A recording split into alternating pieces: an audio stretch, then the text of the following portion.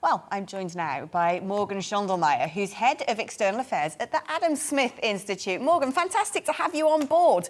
Let's talk about Sunak in terms of his economic philosophy. What sort of Chancellor do you think he is? I mean, have we got a clear indication of what sort of Chancellor he is or is going to be from this budget? Or is it still sort of mired within the confusion of the unprecedented circumstances of the pandemic?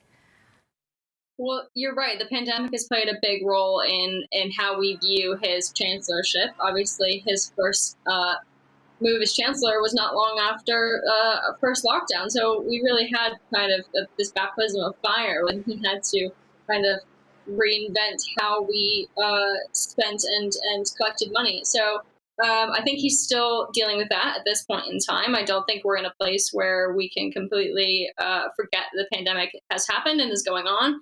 But I think he's also using that to spend more than maybe he'd be inclined to, maybe because of political pressure from Boris and the Conservative Party. They are moving towards a higher spend party than they traditionally have been, and a higher tax party, as we were talking about the raise in national insurance and all of that. So Rishi's certainly going along with it, but he's making sure to point out that he, of course, is a fiscal conservative, and he is for free market mechanisms, but at the same time spending obscene amounts of money and increasing taxes on working people. Yes, I mean, is that doublespeak? Do you buy that he's a fiscal conservative, or do you think he's just playing to the audience and saying what he thinks a lot of the true blue grassroots supporters want to hear? Doublespeak's interesting because I think that is kind of what we experienced today in the budget itself. He spent a lot of the first half, I mean, I'd even say first 3 quarters, talking about how much he's going to spend and how they're going to intervene in this sector and that sector to encourage growth and investment.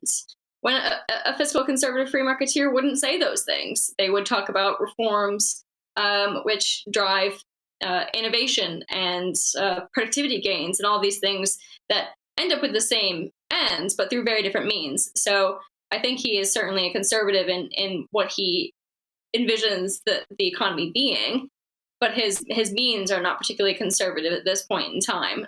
Certainly not free market.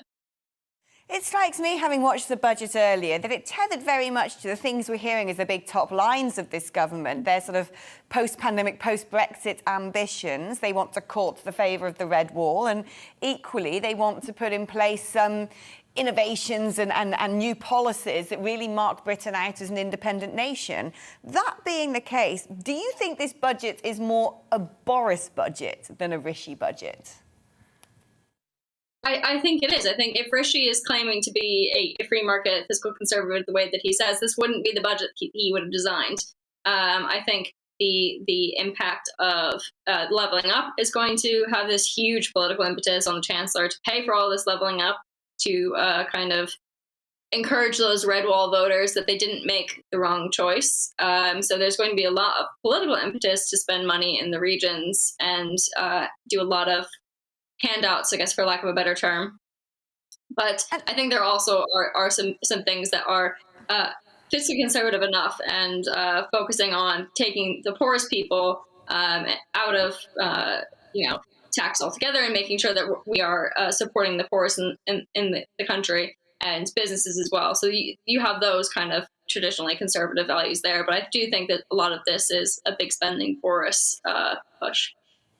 Morgan, thank you so much. Really value your insight. Well, let's go back to our political editor, Darren McCaffrey, who's in Westminster with some more reaction to today's budget announcement. Darren, how are you doing there? You've had a